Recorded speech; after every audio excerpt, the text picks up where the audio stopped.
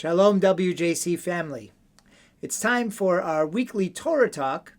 This week in synagogue we'll be reading Parshat VayiGash as we work our way into this new year of 2025 and bring Hanukkah to a close. I'm recording this on Thursday, the last day of Hanukkah. We read VayiGash, which is the third climactic episode in the Joseph story that we've been reading for the last couple of weeks. And if you recall the story, Joseph has manipulated things such that over Jacob's protests, Joseph's brothers have brought Benjamin to Egypt in order to appear before Joseph. They don't really know why this is so important to Joseph, but Judah gave all these assurances to Jacob that Joseph would be okay. And now Joseph has played this trick where he hid his very precious golden cup in Benjamin's belongings, where the grain and whatever they were supposed to take back to Canaan was in the caravan on their way out. And Joseph says, wait, stop them. And sure enough, Benjamin gets arrested. The question is, what is going on here? Why this elaborate ruse on the part of Joseph? Joseph appears to be the most powerful man in the world, maybe second to Pharaoh, but of all the human beings in the world, Joseph appears to have more power than anyone. Why all this subtlety? Why the tricking? Why all of it? And the answer must be because on the outside, he puts up a front of being very strong and powerful and in control of everything. But we see even within the story, and certainly from his behavior, all this inner turmoil, right? All this longing for the family he left behind, this worry about his father. He asks multiple times, is my father still okay? Or is your father, he says, alive? And he asks that again in this parsha. And there's a lot going on under the surface that appears hidden. And it can only seem from a sense of fear, right? Fear is the great negative emotion that causes us to do so many things that don't seem to make sense. And no one knows the extent and depths of other people's fear and turmoil, desires and longing, right? All of that is deep down. And Joseph, he's got more of it than most because of his terrible history, because of the position he finds himself vis-a-vis his brothers, his position of power, who had, sold him for silver. And so the midrash asks, when Judah appears, to intervene at the beginning of our parsha, Judah approaches VayiGash. He comes close to Joseph and he begs for his brother's life, for Benjamin's life. He says, we can't do this to my father. He's already lost one son. To lose another would just destroy him. And remember, Judah knows this because during the story in a sort of another episode involving his daughter-in-law Tamar, we learned that he lost two sons. So there's a sensitivity there, an empathy there, a wisdom. And he works on Joseph until Joseph can't handle it anymore. And the whole rush, like a dam breaking of water, comes out of him. Everybody leave me. He starts crying. I'm Joseph. There's this big reunion. So the Midrash talks about this. I use the dam metaphor on purpose because the Midrash talks about this. It refers to a verse. It says, what was it like when Judah came to Joseph? And it starts with a verse in Proverbs 25, and it says, the designs in a man's mind are deep waters, but a man of understanding can draw them out. And so the Midrash in Bereshit Rabbah comes, and he says, when Judah approached him, it was like this verse, that deep waters are the counsel in the heart of man, but a wise person can draw them out. This is analogous, the Midrash says, to a deep well filled with cold water.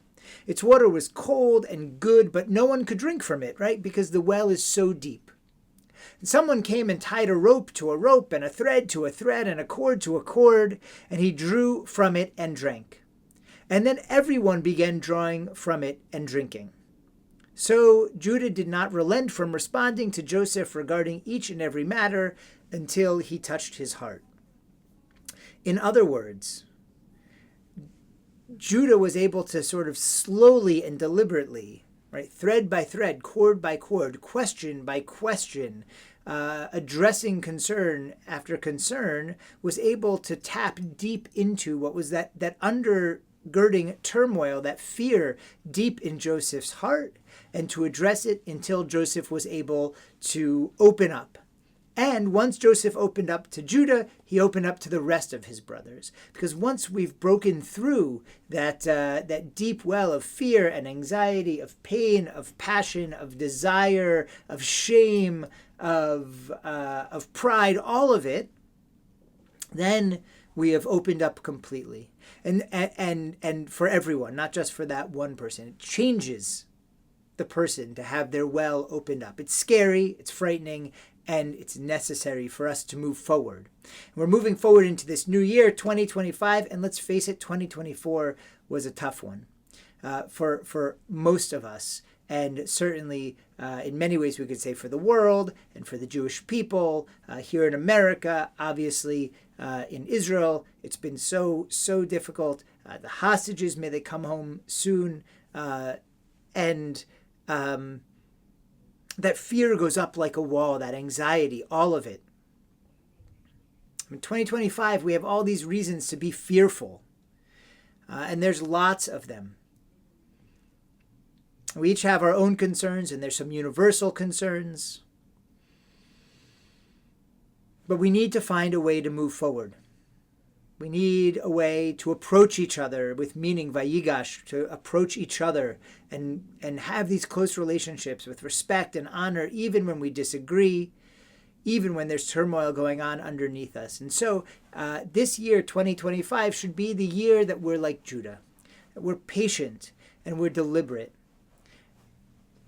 working with others, trying to build others' understanding, trying to help alleviate some of the fear that may be causing us to make decisions we would not otherwise make, to behave in ways we would not otherwise behave. And maybe we can help each other through this deliberate process of plumbing the depths of the wells and opening up all the goodness and all the kindness and all the generosity and all the talent and all the wisdom that we have inside us that's blocked up with all the other stuff. And we should also be open to having other people do that for us. I've been studying Musar, the letters of Rabbi Israel Salanter, with some people, and fear is at the depth of all the things that we do that don't seem to make sense. And a lot of Musar is taking our personal fear we were talking about on Wednesday, taking our personal fear and putting it on Yirat Shamayim, and understanding that the only thing we really should fear, be in awe of, is God and the heavens, because everything ultimately is in the hands of the heavens. Very little is within our control. It doesn't mean we can't influence and nudge, but sometimes there are things that are just out of our control. And a little faith, and a little emunah, and a little bitachon, right? Faith and secure faith go a long way into alleviating some of that fear and allowing us to be our best selves in the year to come, have our best impact on the world, as is our tafkid, our mission as individuals and as the Jewish people, to raise everyone up, to make people more aware of the holiness in the world, and to do tikkun, to help make the world better for us and our families and our community and the world. May we all have success in that in 2025. May we all be able to draw from our depths and be more open, approach the world with more positivity, so that we live in a more positive world for us and for others. May it happen quickly. May the hostages come home. May peace prevail. And let us say, Amen.